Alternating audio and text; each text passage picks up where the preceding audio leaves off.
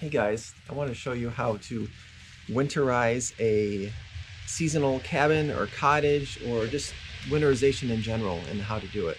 So this is my parents' cottage. Every year it gets cold. We winterize it because we don't want the pipes to freeze. It's not heated. What we're going to do today is winterize it, and it doesn't take that long. It's pretty easy, and this is how you do it. So the first thing you do is shut off the water main. This is where the water comes through this hydrant here. So this is our main shut off. I'm gonna turn it. So that's in the off position.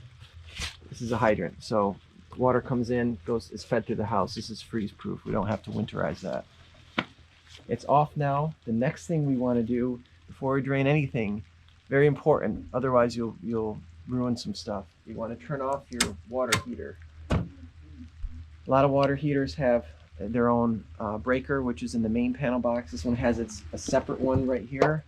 I think it also has one in the panel box that shuts off the power to the water heater. What you don't want is to the water heater to be activated or energized with electricity and be no water in there. You'll burn out your elements instantly. So before you drain the water out of here, make sure the power to it is off.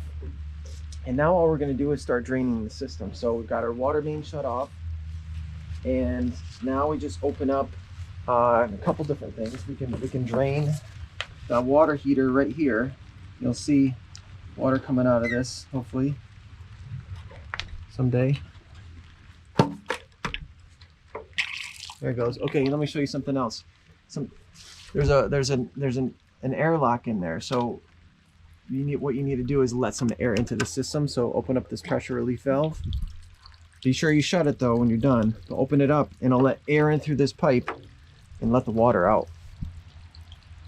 So instead of dumping it right next to the house, and it's gonna be warm, so just be careful of that. Instead of dumping it right next to the house, you can run a hose or catch it some way and run it away from your foundation. So what we're gonna do is hose up.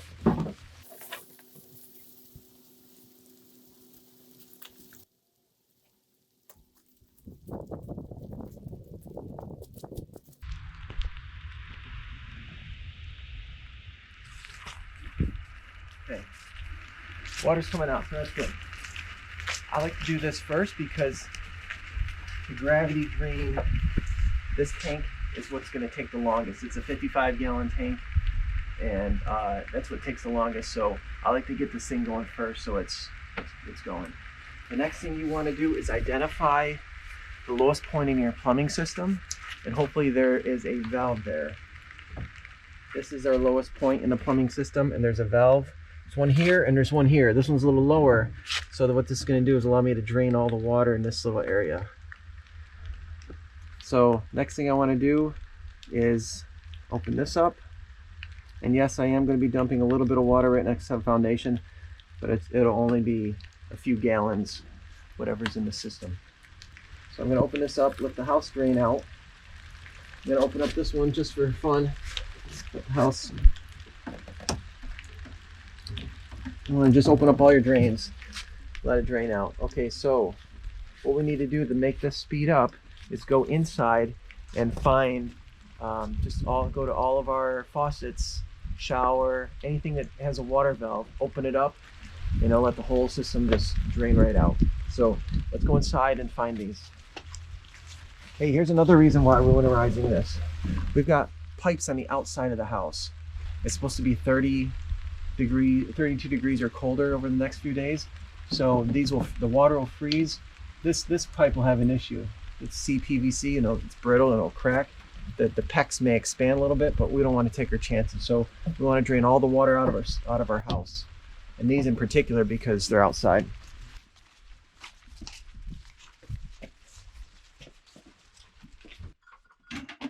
The first bottle is right here. You'll hear it gargle a little bit as the air gets drawn into it.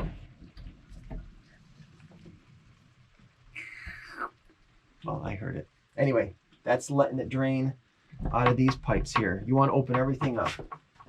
You want to flush the toilet? Yeah. Let's flush it.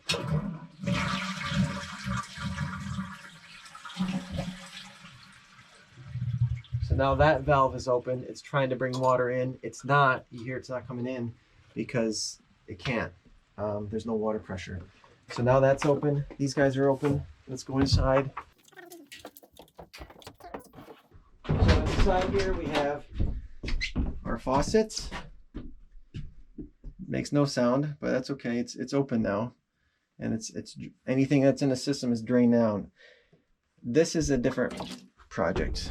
This is our reverse osmosis water filtration, and we are actually going to remove this tank and the filter system and take it to our house for the season. I don't want to leave it down here and have it potentially crack. So that's coming out of here. We'll do that in a few minutes, but not yet. The other thing we have is our dishwasher, and we will get back to that when we do our under cabinet shutoffs. So upstairs there's one bathroom.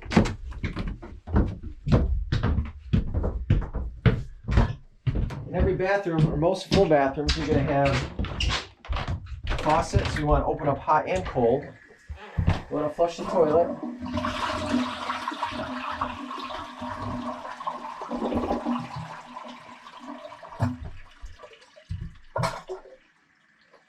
Now we want to open up the shower. So hot and cold are on. I didn't go all the way hot. I didn't go just cold. I'm in between. I want both hot and cold to drain out of there. So that is it other than downstairs. So back in the kitchen now. This kitchen, we've already opened up the valves, the faucet, the main faucet here to let that drain out. Now we have the dishwasher and we have our water filtration, which is this 5-stage reverse osmosis. What we're going to do with that is drain it. So we're going to shut off the water to it, which is already shut off outside, but I'm going to shut off this little valve in here. So in the back, there's a feed, and your colors may be different with your reverse osmosis, but whatever one taps into your water main, turn that one off. And it really, like I said, it really doesn't matter for now because the main water's off. So that's off. Now we're going to drain the tank. Just going to let that thing run, and we are draining the 4 or however many gallons are in this big tank. We can either drain it. So we're actually taking this tank home. So I could either pull us right out of here and take all the water home with me or drain it now. It's really what you have time for. Right now I'm going to drain it here and get this thing empty. So while that's draining, there's a few other things we want to do. I want to take home this filter kit. So these are pretty easy. These are little push fit connections. So to get these off, there may be a little water, so I'm going to catch it in a dish if there's any water in these. This is where the main water comes in. Goes in through this filter, comes in through here from where I just turned it off, goes through 3 stages of filtration, and then a 4th stage, and then it goes to the tank. And when you actually open up the faucet, it comes back from the tank through this guy and filters it. So that's kind of how those things work in 5 seconds. Now there is water in this. All 3 of these have water, so I'm not going to tilt this too much until I get it out of here. So I can disconnect that one. I want to disconnect this yellow one. Oh. Okay. I don't want to disconnect it because that's what I just told you is. Okay. Well, we put that yellow one back in there. All right, that's what not to do. Why don't you wait until it's Why don't you wait until it's drained before you take that yellow one off? Since I just explained where it came from. All right. Well, we can disconnect our black one, which is the black one is the wastewater one. It's not pressurized. So push down, lift up. Whoa! Just kidding. Ah! Nothing out of that one. What's behind door number 3? Okay, then there's a white one behind here. This white one is what actually gets I don't want to take that off because that's what's actually feeding the faucet up there. So while we let this thing drain out, we're going to pause for a minute and take care of the dishwasher. All right, let's go under the dishwasher and check out what's under there. So what we're trying to do, there's a hose that goes, a feed hose that goes from underneath the cabinet here to the dishwasher. So what you want to do is take off this, okay, let me back up. Let's turn off the electric to the dishwasher first because I don't want to get anybody zapped. First thing you do before you mess around with a dishwasher or any appliance is turn off the power to it. Over here we got this very neatly organized panel box. Bottom one, 13 is dishwasher. 13 right here. Flip it off. Okay? So to make sure this is off, you can try to run it. Or if you have a multimeter, you can test the voltage to it. We can just, why don't we just take a look at it and see if the lights come on. Press the button. We'll do a normal wash. See, nothing comes on. It's dead. Now, I would highly recommend, though, to consult with an electrician if you're going to do this stuff. So, we're going to come down here, and you have to take off this front panel. This panel, on most of them, they're pretty easy. They're just little, there's these little guys here. You turn them like quarter turn with a slotted screwdriver. And then there's one on each side, and this little panel comes off. And then sometimes you'll find mice or hamsters back here. We didn't today, so that's good. Well, we found some dust and some dirt. Okay, so what we want to do here is this is what's broken on me before because I didn't take this off. This little fitting here, this brass guy, it's a low spot in the system, and it'll collect water, and it will break and blow out. So, if you're got some, oh, there's some water coming out there. So, like I said, make sure the water's off to it, which it is. We're just going to get whatever's in the hose, so it's not going to be a lot of water. So, counterclockwise to get that off.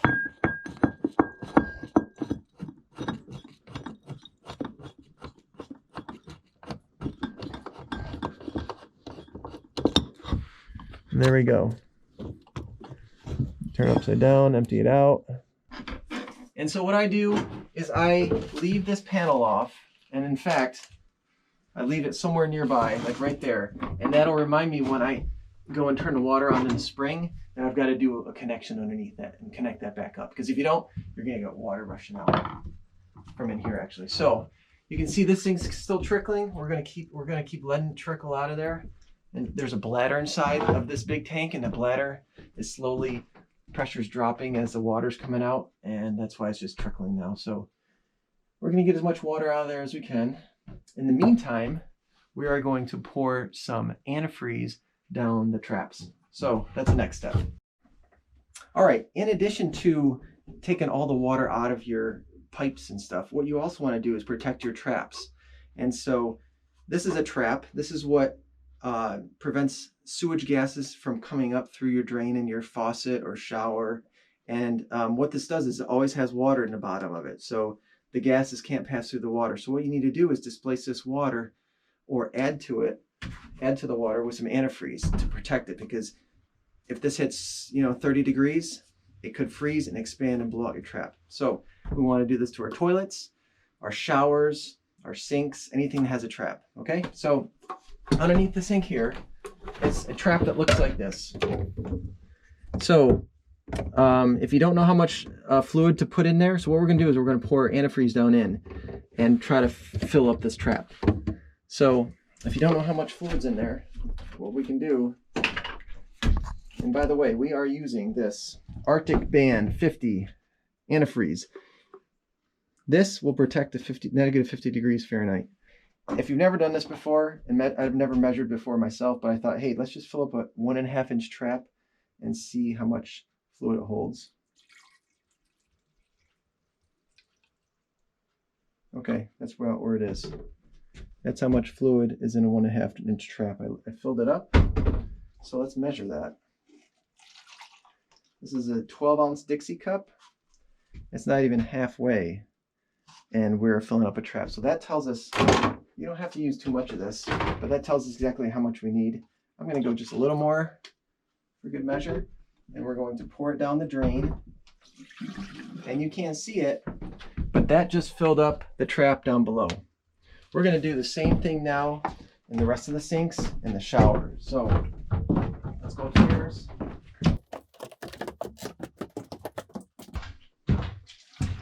Fill this up halfway. I know this is an 1.5 inch drain underneath here. Pour that in. The shower is a 2-inch, so I'm going to fill a full 12-ounce Dixie cup. Pour that down the drain. All right, now we're going to winterize the trap in this toilet. First step, 2 things we're going to do. We're also going to winterize the tank. Take off the lid of the tank, look down in, and you can see there's some water in there. There's a couple different things you could do. You could get a rag and wipe out all that water, which I'm going to do in just a minute. Or you could just pour a bunch of antifreeze in there. But just to save the antifreeze, I'm going to get a rag and dry that out. So the other thing you want to do is take a plunger. You don't have to do this. If you have a plunger, that's great. Try to get as much of this water out of the bowl as you can. Try to push it through. Push through as much as I can. Uh-oh.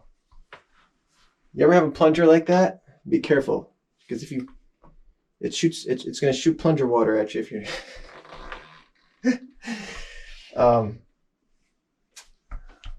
We're going to do this outside. I got enough water out of there. Put the plunger in a safe place. Now this is a 3-inch trap, so we're going to dump, I don't know the exact amount. I know that that is about 3 inches diameter, and it is about a 12. I looked at the side of the toilet, and you can kind of see where the profile of the trap, and I know that's around 12 inches. So I'm going to say that 3-inch diameter across 12 inches is the volume of water that I need to put in, of antifreeze I need to put in there. And that equates to about 5 cups of water. So 5 cups of water is 5 times 8, 40 ounces. Each one of these is 12 ounces. So I'm going to do 3.5 of these cups, and that should be enough for that trap. So what we're going to do first, though, is dry out the top of this with this towel. Almost blanket. Okay, so get the water out of there. It doesn't have to be perfect, it doesn't perfectly dry, because what we're going to do is we're going to pour it down into that. So we're going to use 3 of these, 3.5. There's number 1. And the magic that happens, watch this, I'm going to pour it in.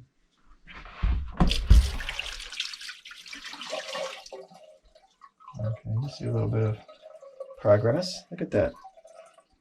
Look at that magic. That's 1.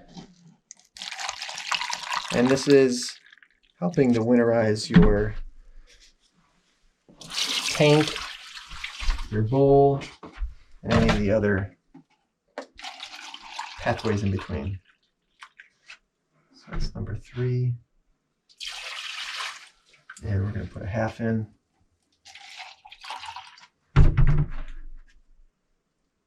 So a question you may have is, can you put too much into the system, too much antifreeze? And I can't think of a scenario where too much is a bad thing, other than you're wasting and using more of this antifreeze than you really need to use. So more is not worse. More will actually protect you better, and you'll ensure that your system is protected. So I just flushed it down. You can see all the debris, sediment we'll call it.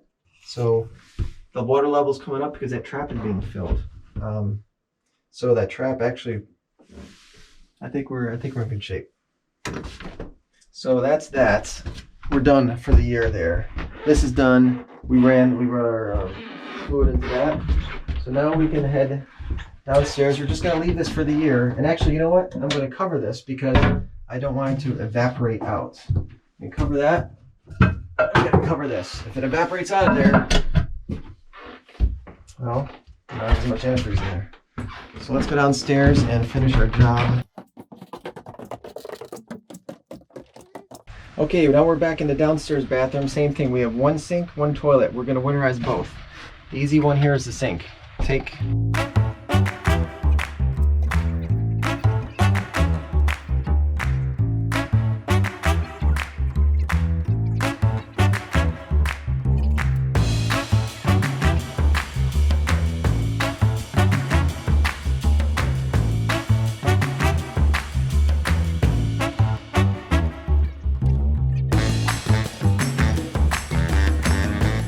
Alright, we're back here in the kitchen. You can see we've drained the water out of the water filter.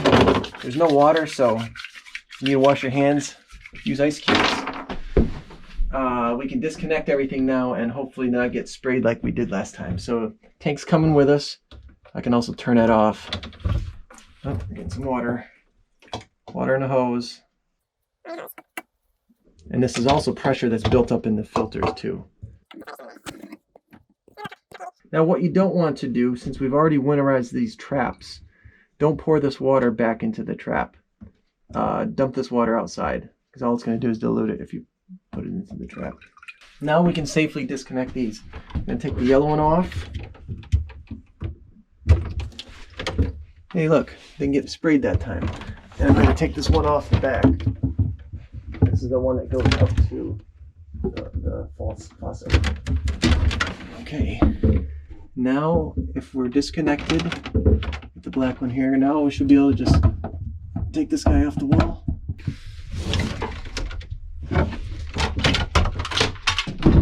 I'm going to take this home, put it in my basement, keep it warm. Alright, now the last step here is the dishwasher. We need to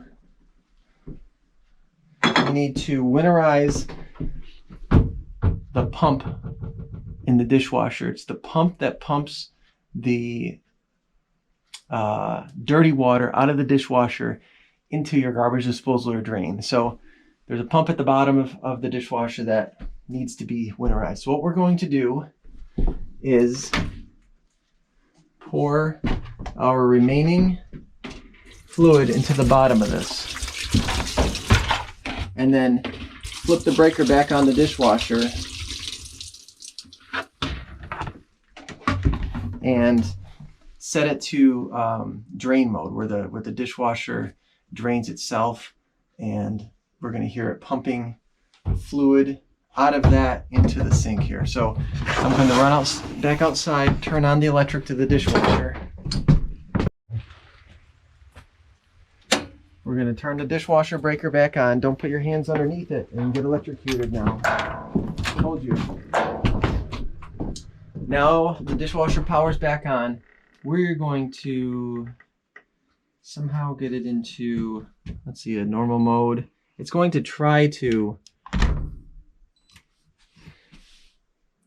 wash, but there's no water coming in.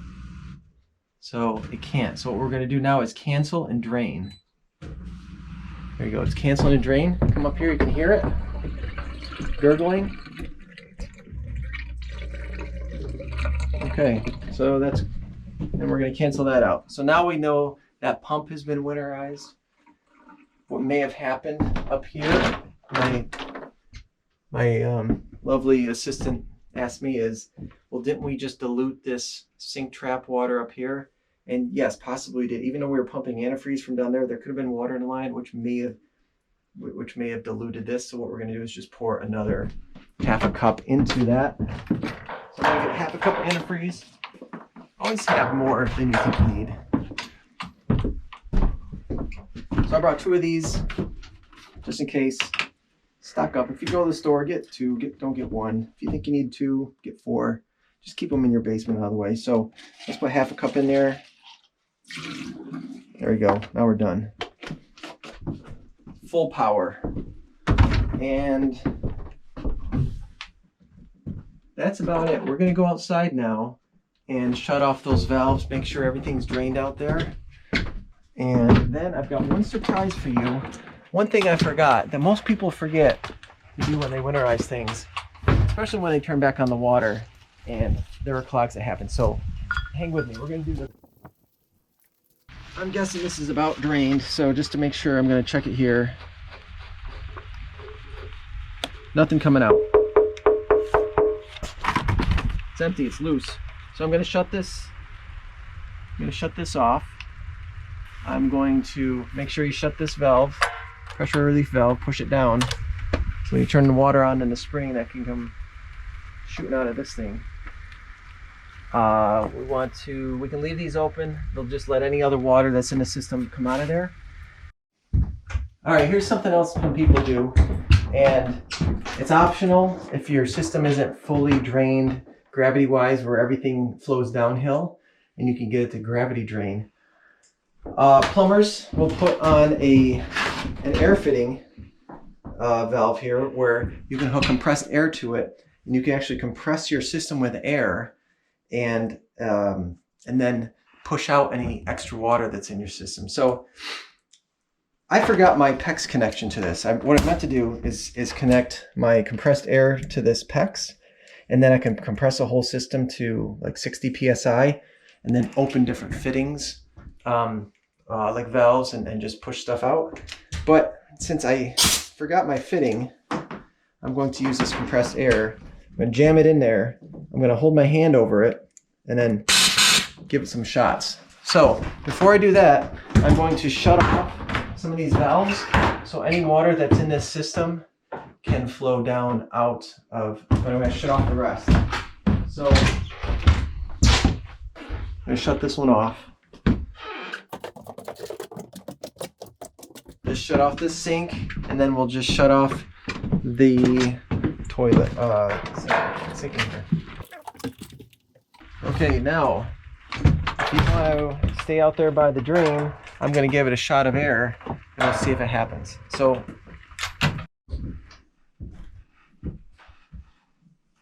all right, so what I'm going to do here, I got my little air blower. I'm going to jam it inside, hold it with my hand, and push out any existing water that's in the pipes. Here we go.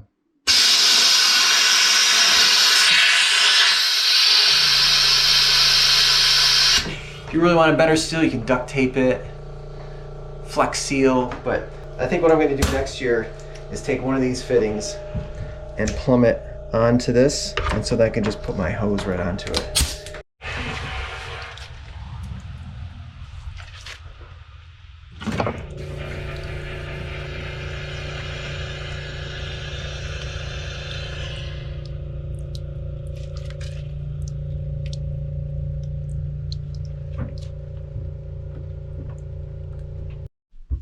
My associate asked me, well, why not too much pressure when you're blowing out the lines?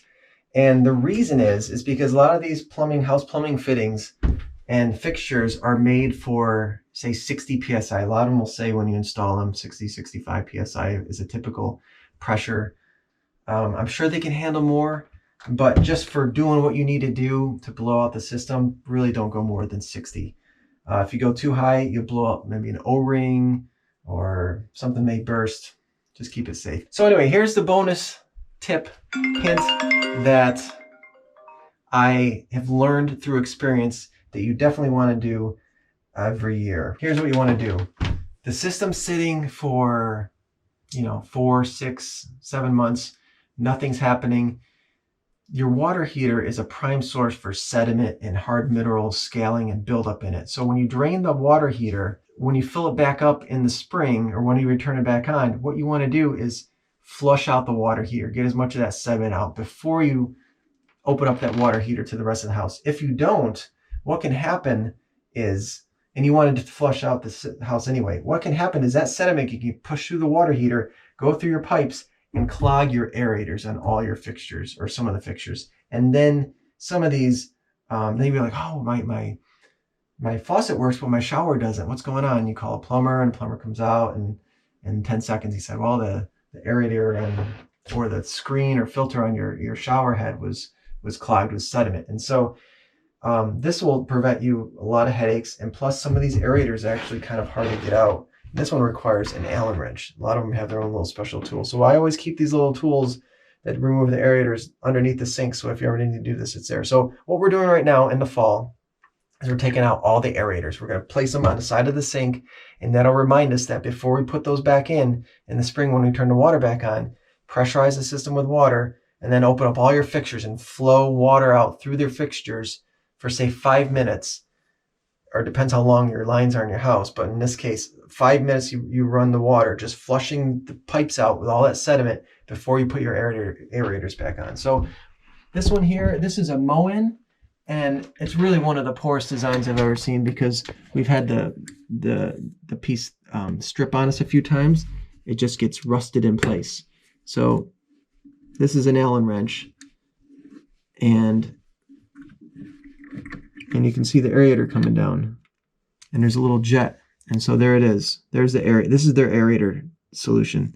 I think it's really poor because our brass, and I think it ends up over time. It ends up corroding inside to this piece, and then what happens is, and what's happened to me twice, you can't get it out, and so then you strip the Allen wrench, and now this thing's stuck in there. So highly don't recommend aerators like this. This is an expensive faucet too, so I don't know what they're thinking. A lot of aerators are plastic, and all they are is little spinners that go up, and the back of the aerator looks like that. And see, the water actually flows through that little section there somehow. So any little grit of any sort will plug that, and it'll cause your fixture not to work. So we're going to remove this here. We're going to go up in the shower, and this one we'll do by hand. I'm going to take this off because look at all these little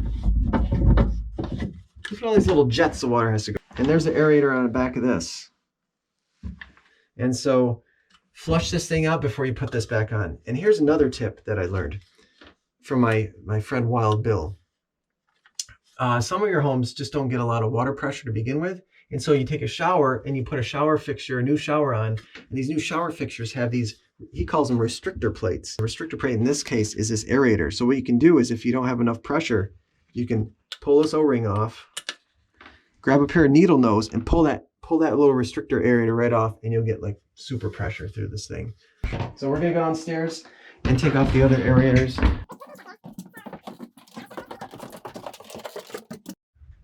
All right, we got a few more aerators to take off. I don't think this one's got a little screen on it. I don't know if it comes off. This one definitely comes off. This one we will, there's water in that. Okay, so we're gonna come down here. I see something new with the water source.